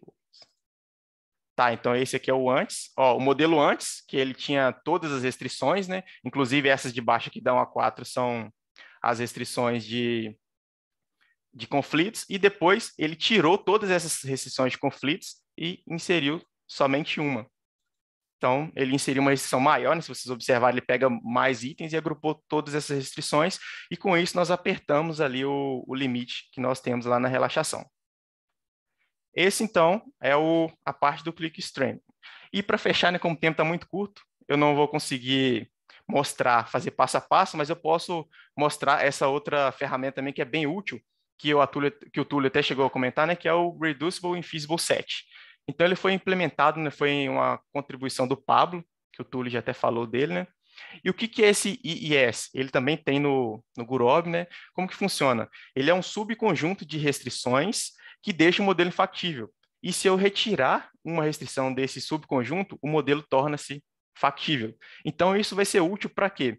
Ele pode ser útil para a gente poder investigar a infactibilidade do modelo. Talvez eu inserir ali um coeficiente ou um RHS que está incorreto ou algo do tipo, eu consiga investigar.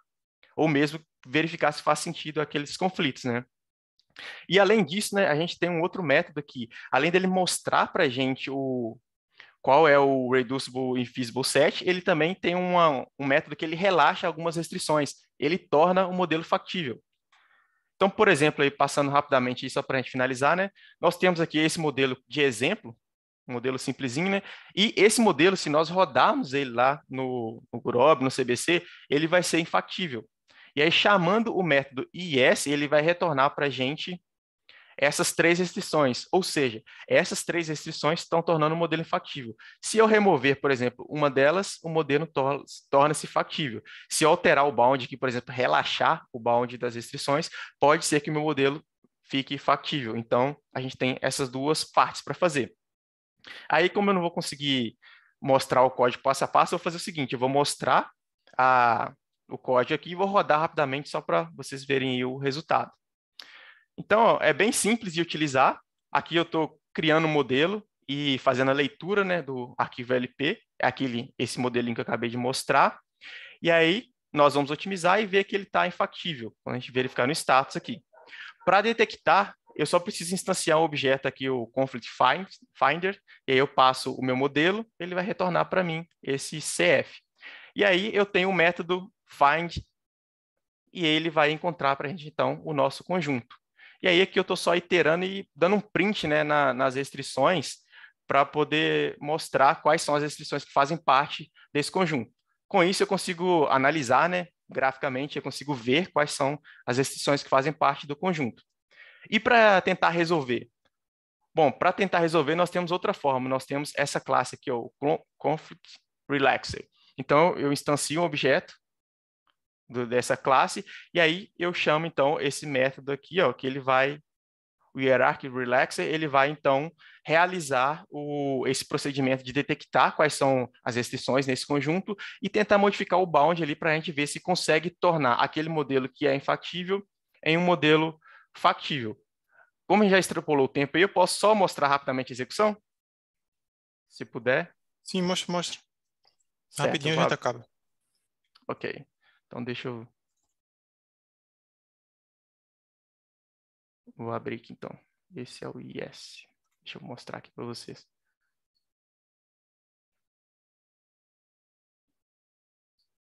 Quem tiver pergunta, só para adiantar, pessoal, pode colocar no chat já, por favor.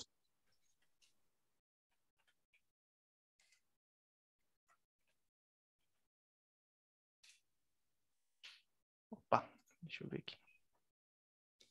Enquanto você roda, Samuel, só um recado. Eu aproveitei e implementei o gerador de laser control um pouquinho mais eficiente. Vou deixar isso à disposição junto com os slides, tá? Para quem tiver interesse depois. Tem uma pergunta no chat. Como entrar em contato com vocês dois? Ah, mas acho que o Samuel vai rodar agora, né? Não, mas pode ir falando aí que eu acho que deu um problema aqui. Pode ir falando. Pode nos mandar um e-mail, né? Fique à vontade.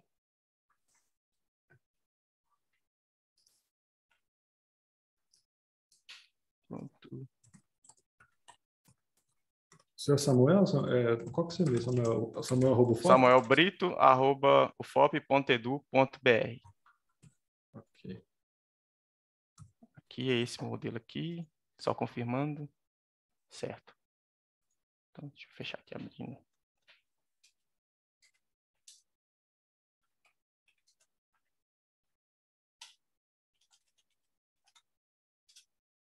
Aqui, ó. Então, deixa eu aumentar a tela aqui para vocês verem. Ó. Então, olha, eu rodei esse exemplo, né, que é aquele modelinho que eu mostrei. Ele é infactível. E aqui tem alguns logs que eu esqueci de tirar, mas ele mostra o log aqui do CBC, né? E esse aqui funciona com o Gurobi também, tá, pessoal? Então, ele mostra aqui, né? Aqui, ó, se vocês observarem aqui, está selecionado tal status infactível. E aí ele faz toda a etapa para poder verificar o IIS e imprimir. Ó. Então, aqui ele imprimiu para a gente quais são as restrições. Aí isso aqui serve para a gente fazer na mão mesmo, alterar o modelo, né? Se a gente quiser. E dá para resolver também, que é utilizando esse outro método aqui, que é o Conflict Relaxer, que aí daria também para poder utilizar. Que aí ele vai computar esse IIS e vai tentar alterar o bound e depois resolver o problema. Certo, pessoal? Alguma dúvida? Não sei se eu vou conseguir Obrigado, rodar. Samuel. Pessoal, alguma dúvida? Mais alguma dúvida? Acho que ninguém colocou mais nada aqui no chat. Então, como a gente já está bem em cima da hora, né? Gostaria de agradecer novamente Túlio, Samuel e Haroldo pelo excelente minicurso. Acredito que muita gente gostou e vai ser muito útil para muita gente, né? Já está provado isso, que a ferramenta de vocês é muito útil. A gente fica muito orgulhoso disso ter sido feito no Brasil. Teobaldo, Muito só obrigado. um minutinho. Pode falar. Só um minutinho aqui para mostrar o resultado, né? Rapidamente. Então, esse era o modelo infactível. E aqui é o modelo que ele conseguiu consertar e tornar viável. Ele só altera a ordem aqui, né? Mas se vocês observarem, ó, só troquei para deixar no mesmo lugar, é o mesmo modelo. A única coisa que ele fez para deixar o modelo factível, né, foi alterar o RHS da restrição 13 e aí tornou o modelo factível. Então, esse aí está disponível tanto para o Gurobi quanto para o CBC.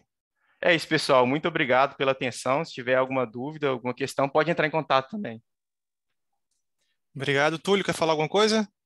Só agradecer pela oportunidade. Muito obrigado pela oportunidade e obrigado a todos pela atenção. Obrigado. Nós agradecemos. Boa tarde a todos.